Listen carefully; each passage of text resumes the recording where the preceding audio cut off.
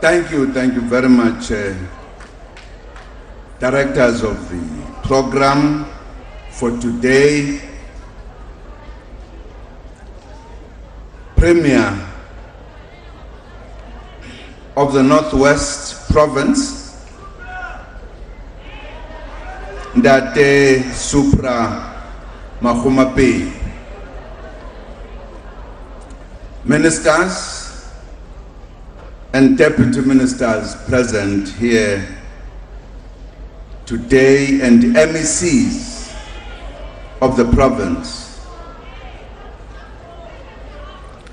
members of the national and provincial legislatures, mayors and councillors,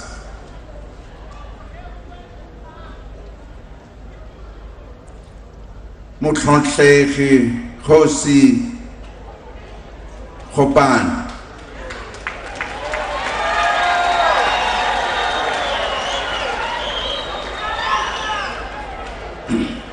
Makhosi a Tlontlekgang,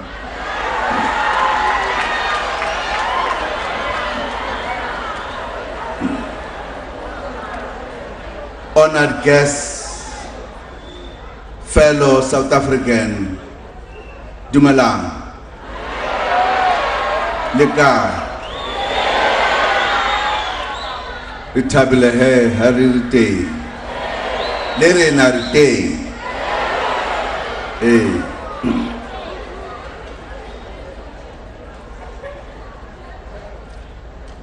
Bagesu kitla kupa swarero kauri mialetso ona khatjeni ke mialetso wa setjhaba kaofela o tshwanetse hore ha ke bua mo ke bua le setjhaba ke yona ntho eo ke tla bua sengesemane ka gore fela batho ka otlhe ko setjhabeng sa rena ba re utlwe ha ke fetsang Meo o tla toloka, o tla summarize boe re a tloa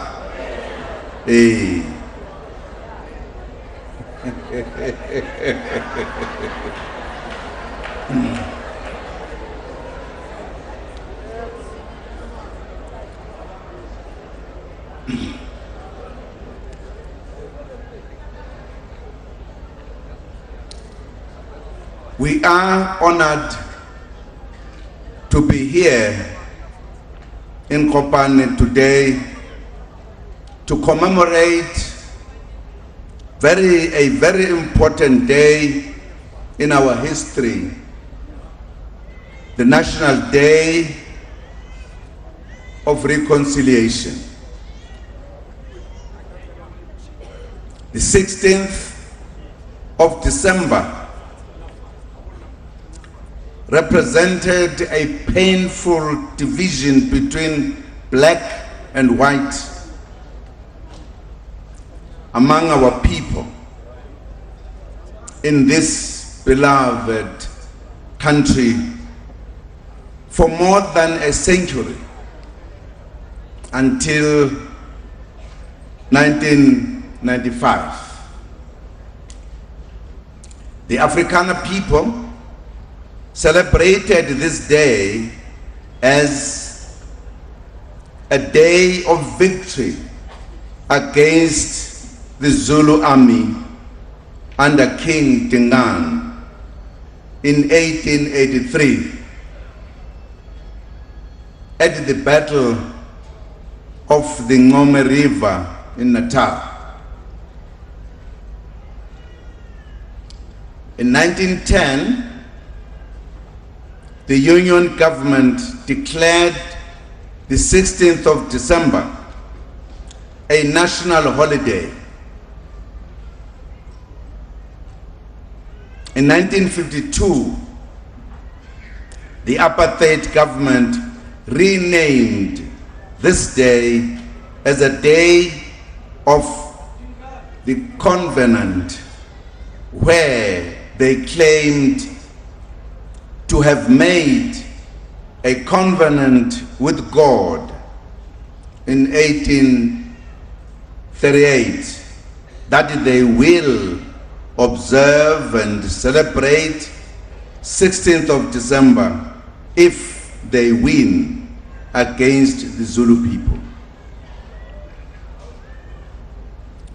The 16th of December is also the day on which the ANC military wing, Umkhonto weSizwe, was established to take up arms against an intransigent and cruel apartheid state.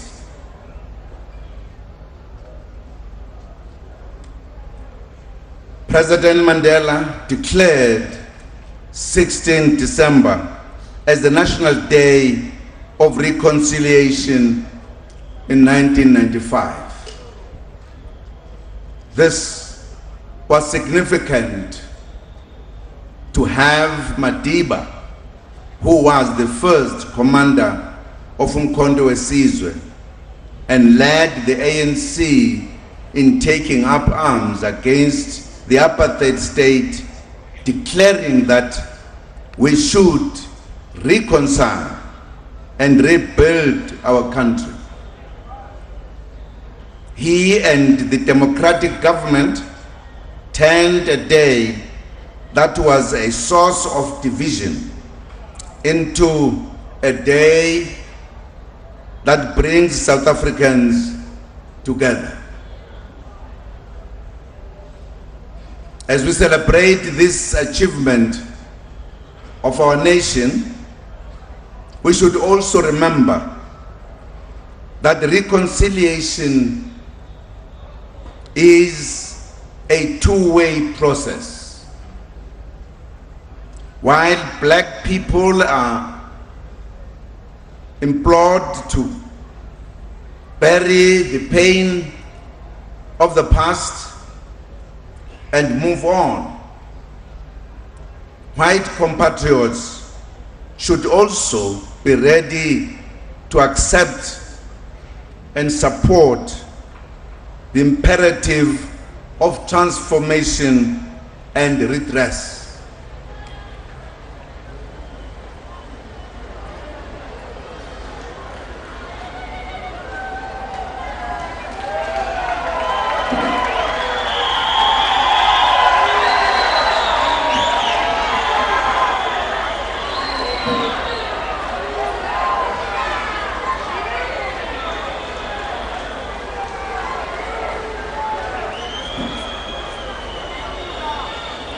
Pula.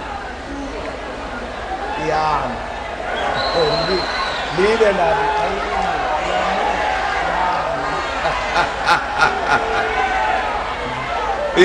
lile la ripola aine. Ya no yana. Ifihlile pu.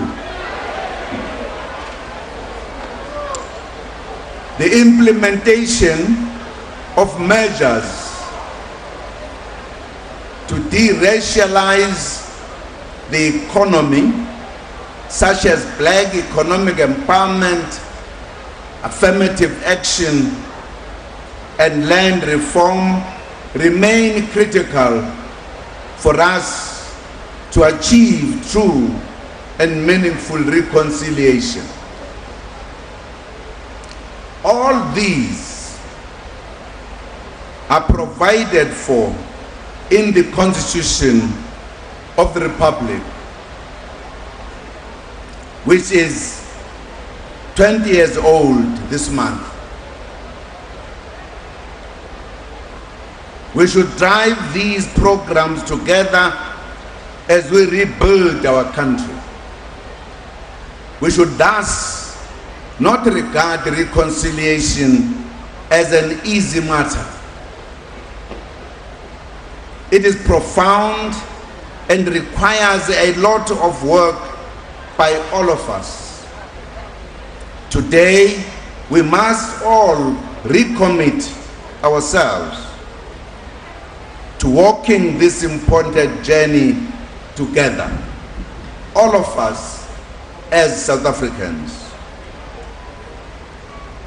Fellow South Africans, commemorating the Day of Reconciliation here in Kopan today also carries immense historical significance.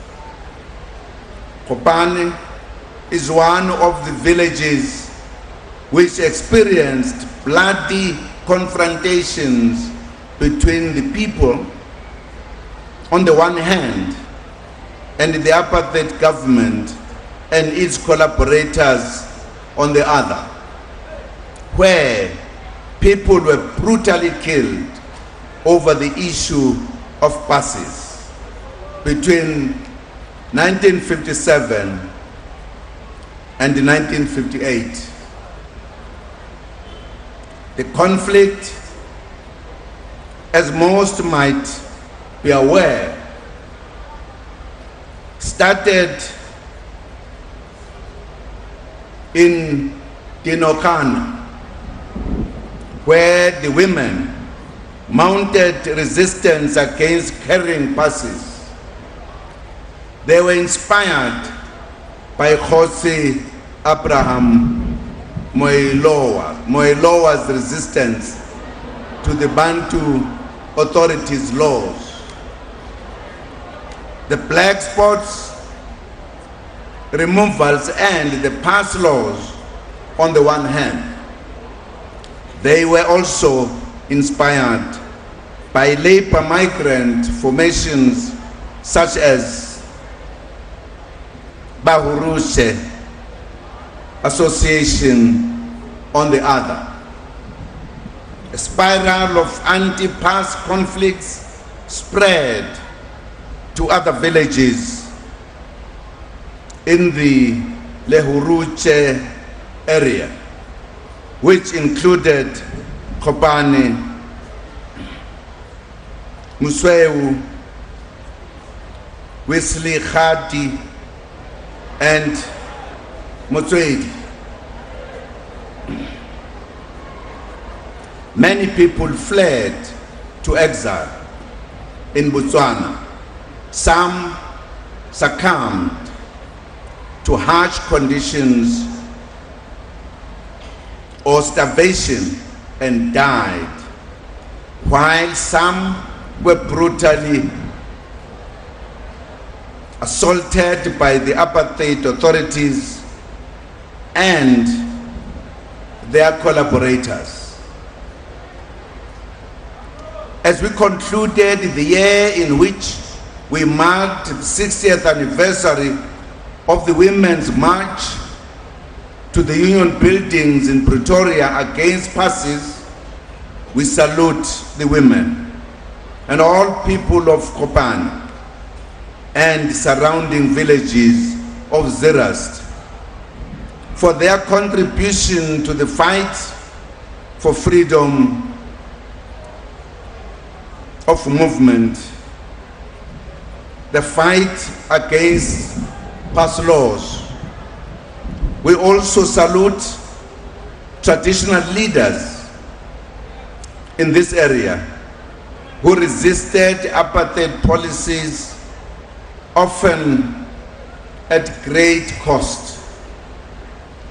Some were banished while their people were exiled to Botswana, constituting the first batch of exiles and refugees to that country at the time when it was still called Bechuanaland. It is these committed men and women who made Lehuruche an important rural hotbed of anti-apartheid activism over many years since the late 1950s, which made it a safer terrain for later anti-apartheid political activities. This area is therefore also significant as it served as a very critical passage route for anti-apartheid activists as they left the country for exile.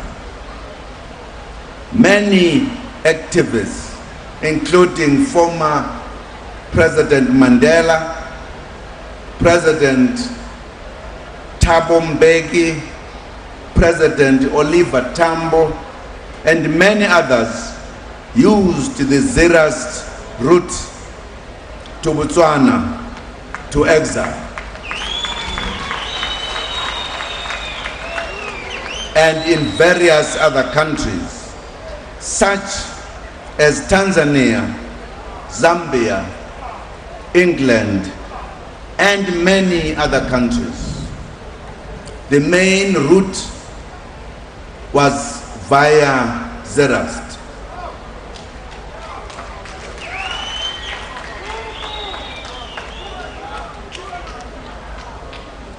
It also became the route of many of the guerrillas to come back home.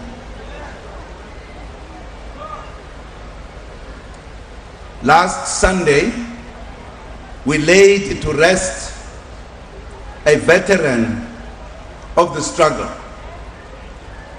Mr. Riot Makomanis Mkwanas,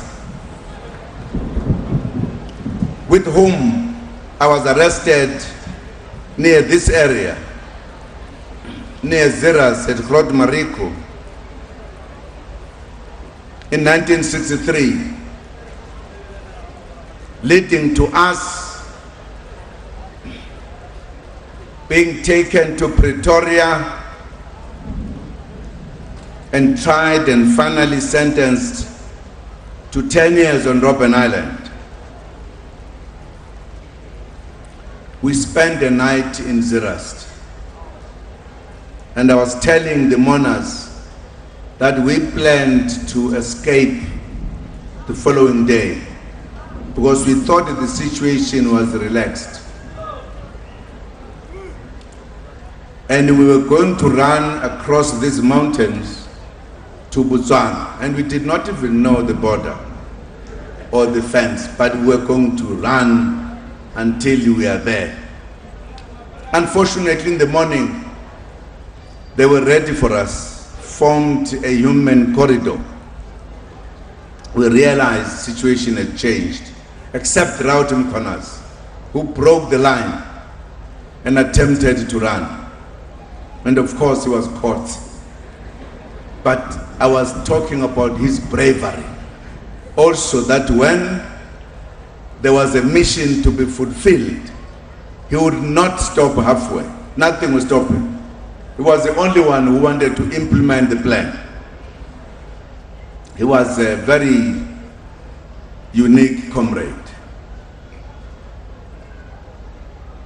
We once again thank the people of neighboring Botswana profoundly for their solidarity and selfless contribution to our struggle for our liberation. We come from a painful past as South Africans. We have been able to come this far in 22 years because we took that conscious decision to move on and build a new nation. That was the best decision any nation coming from conflict could ever take. It was also in the best interest of the country and generations to come. Indeed, the journey towards reconciliation continues, and there are various aspects to it. I mentioned the need for redress. There is also the need to assist families that were directly affected by apartheid atrocities, who lost their loved ones in painful circumstances, to find closure and healing.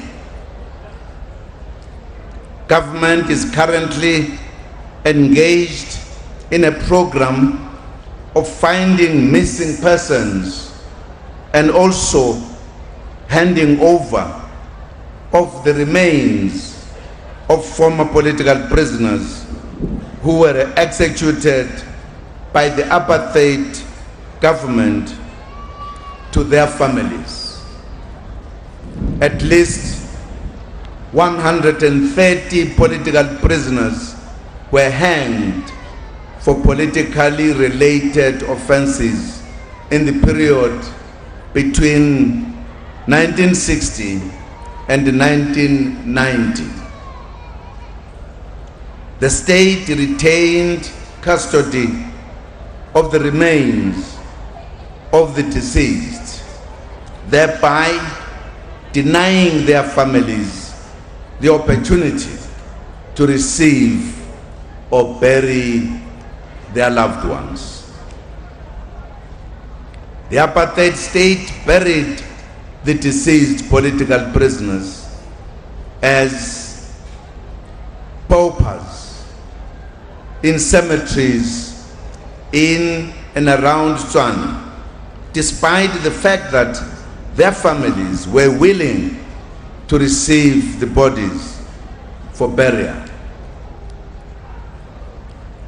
Of the 130 hanged political prisoners, 47 have already been exhumed by other parties, groups, or individuals. 83 remain to be recovered, and these are the remains of former members of the Pan-Africanist Congress who were exhumed, who were executed in the 1960s, as well as United Democratic Front activists who were hanged in the 1980s. The democratic government launched the gallows exhumation project on the 23rd March 2016 at Kgosi Mampuru Correctional Center in Pretoria to begin the exhumation of the mortal remains of the 83 political prisoners. This week, on the 14th December 2016, the remains of 12 Eastern Cape PAC members who were executed in 1964 for the Mbashe River construction site incident were exhumed at Rebecca Street Cemetery in Tshwane. The remains of other 2 activists who were also executed for their part in the Mbashe incident shall be exhumed in January 2017. This leaves government with 71 remains to be exhumed. We acknowledge the work of the Missing Persons Task Team and the Truth and Reconciliation Unit in the Department of Justice and Constitutional Development, who undertake this difficult task. It is a taxing and painful period for the families. We trust that this process will assist them to find closure to these years of painful feeling. Compatriots, reconciliation is also about providing support to those who sacrifice lives, comforts, to free this country and people. The former combatants who served in the liberation armies, Umkhonto weSizwe and APLA. Government is working hard to ensure that the socio-economic needs of former combatants are met. Many are unable to look after themselves and cannot provide for their children. Government established the Department of Military Veterans in 2014 so that it can take care of the reintegration of former combatants into civilian life and to provide the necessary socio-economic and psycho-social support. The full establishment of the department has also taken longer than planned, which has affected some of our veterans. It has come to our attention that some of our former combatants are not on the database of the department and have not been receiving benefits that they are entitled to. It becomes a sore point that the former members of apartheid forces against whom they fought receive these benefits. I went to visit one of the members of the Ashri Krill MK unit in Cape Town on the 7th of December, Mr. Patrick Presence, in hospital in Cape Town. His circumstances are a stark reminder of the presence of many others whose families suffer in silence. We wish him and many other veterans in ill health a speedy recovery. While there are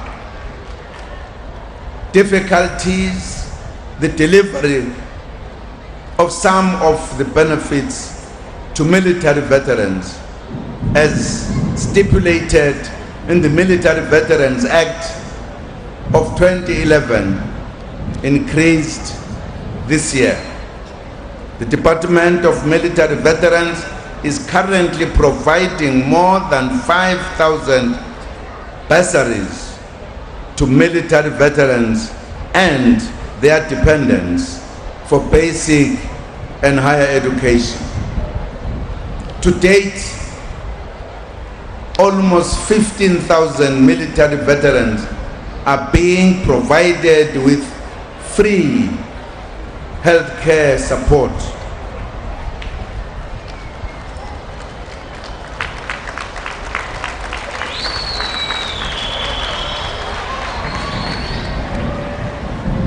Government is also on course to provide 1,000 houses to military veterans.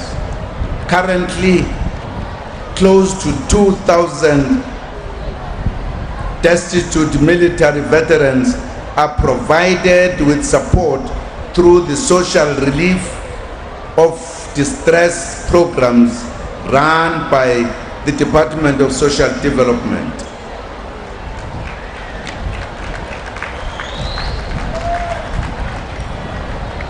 Government will not rest until the services reach all our veterans who served in the liberation movement as we continue the journey towards reconciliation.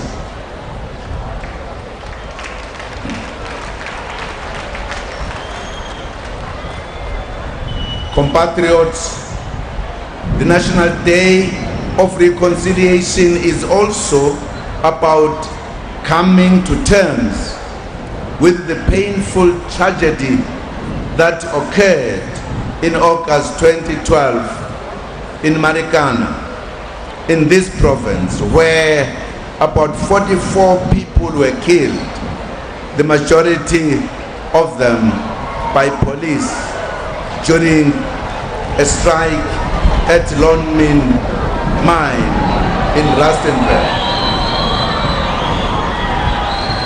The incident was painful and traumatic, not only for the families, but all South Africans.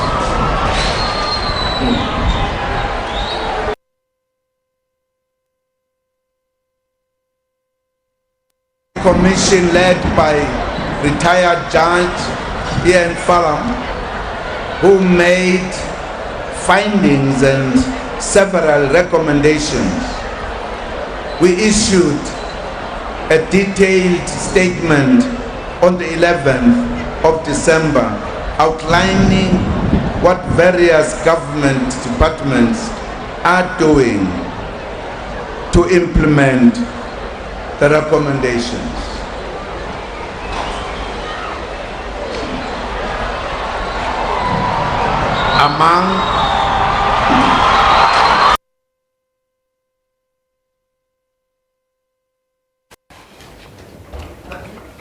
Well, that was President Jacob Zuma speaking on this day, the Day of Reconciliation at Kopane in the Northwest, talking about the efforts that have been made for the military veterans in terms of about health care and also receiving support in terms of housing. We do apologize, as we were finishing there seemed to be some interruption with the visuals. We'll get back to that a little bit later. Now, Reconciliation Day is celebrated annually on the 16th of December. This day came into effect in 1994 to foster reconciliation and national unity. The Northwest Province has had its fair share of events which have polarized communities in this area, some of them dating back to the homelands and the Bantustan era in Bophuthatswana. Today, the day is used to try and heal the wounds of the past. Reconciliation Day has its roots in the 1838 Battle of Blood River. But since the dawn of democracy in 1994, the day has been used to focus on national unity. In the last 2 decades, many events have polarized South Africa along racial lines. The Northwest Province, which hosts this year's National Reconciliation Day event, has had its fair share. One such event, the 1994 AWB siege of Mafikeng, which was under the administration of Bophuthatswana Bantustan leader Lucas Manyane Mangope. Khosi Tsile Moatlhudi is a victim of that fateful day. He is wheelchair bound and his life has never been the same. From now on, we don't have any income to help us for going to hospital, for doing so many things. Even my wheelchair has been broken so many times, so I don't have money to buy any wheelchair. Efforts are being made to make amends.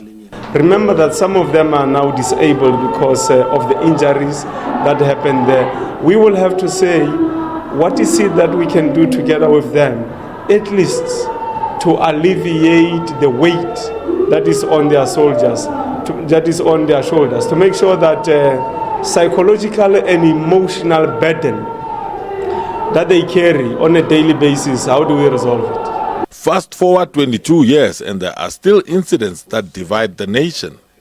In January 2008 in Skirlek near Swartregens, the then 17-year-old Johan Nel randomly shot local residents. The community says it has not been able to forgive him. To reconcile with him, he must bring back my children.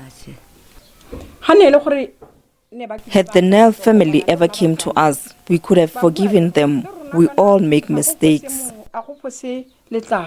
Government says it will make another attempt to bring the parties together. The team of the RHR will be within Skirlek to meet with the victims and the perpetrators to find the solution to that, to find out exactly what transpired. Because for us to correct, we have to have both side stories from the two parties, so that we can understand exactly what happened in particular day. National Reconciliation Day will be celebrated in Khopane village in the Luhurutsi area in Zirast in the Northwest Province. It will be led by President Jacob Zuma. Solofelo Matibedi, SABC News, Northwest Province.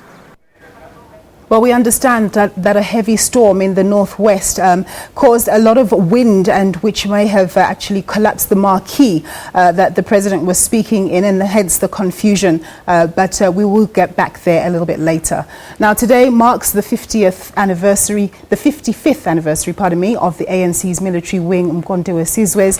The anniversary has been marked by a series of events throughout the week, including a dinner last night. Umkhonto we Sizwe, which means Spear of the Nation, was formed as the apartheid government banned liberation movements, but it was the 1960 Sharpeville massacre that promoted what would be known as the armed struggle. And the likes of Nelson Mandela believed that passive resistance was no longer an option and co-founded Umkhonto we Sizwe. The combatants got their training while in exile in countries such as Zambia and Angola. During the unbanning of liberation movements, the soldiers had to drop their arms as the country started the negotiations to the first democratic elections. The SACP is briefing the media on its Central Committee meeting where they discussed a range of issues. Let's take a look. Let's go live to the briefing. Our reporter Sophie Mokoena is there. Around what we say and also around what they say and see as challenges in the country broadly, in our democracy, in our revolution, and what do they think needs to be done to actually deal and confront those. It's our Imbizo. It's not, we are not calling on anyone to convene Imbizo. Thank you very much. Let's take the second round, number one. I can see you're on strike because it's a holiday. So you will be the last one. You will be number two and the last one, and then we will close the president. Thank you. I have two questions, Sophie Mokoena from the SABC. On the issue of the policy on succession, what do you envisage? How can it be done? What needs to happen? Are you likely to present a proposal to the ANC's policy conference in June next year? And then the last question is around Castro.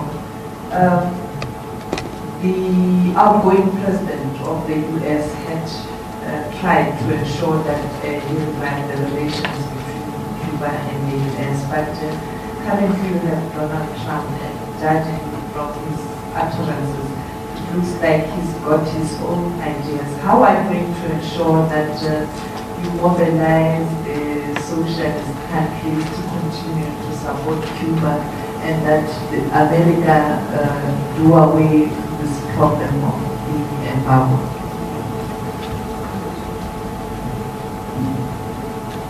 Thank you so much. I'm T. Madia from News 24. I'm just going through your statement where you speak about the authentic ANC stalwarts and not counterfeit camouflaged MK events.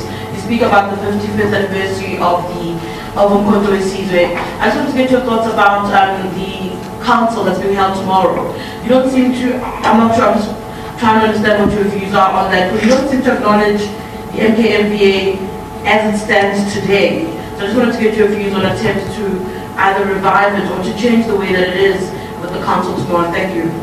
Thank you very much. Let me just check if there is any other hand. Yes. You will be number 3, number 4. Is there any other hand before we close? I'm inviting hands. In that order. Mine is just to. Mine is just about. Who's that? Thank you. I just wanted to find out. There's a point where you speak about the increasing securitization of the state, and that the SACP is determined to combat this. Can you give us a sense how? And you have made calls for the firing of Sean Abraham in the MPA. Can you just tell us what have you met the ANC, met the president to how you are advancing that? Thank you. My question would be a follow-up on these. Will any of you here or the SACPs be sending any delegation to the council that's being convened by the generals tomorrow? It's also said that the general and 20 million involved. Any of you here be going? Thank you. Let me check if there is any other hand. Okay, we will close after the clarifications to be presented. Welcome. Okay. Can I start? Mahlengi and Jacaranda, I will give the securitization to Comrade Soli, and then let me just deal with the rest. Of course, our comrades are free to come in. Look, Sophie, you know, it can't be that each time there is going to be a leadership succession in the ANC, you have this kind of turbulences that we have. It's not our call. It's the ANC's call. But the reason why we are commenting on this is because this thing has got a destabilizing effect across the alliance. You start getting these all-out wars and people who project themselves as kingmakers. We want to make sure this is going to be president, this is not going to be president. There must be some protocols that actually, and policy that the ANC needs to develop. Otherwise, the ANC is likely to tear itself apart. That's our view. But it's not for us to do that. If the ANC wants to engage us on that, we are more than willing, because we are saying this out of concern that it's like we are where we were 10 years ago, when Comrade Mbeki was about to actually leave.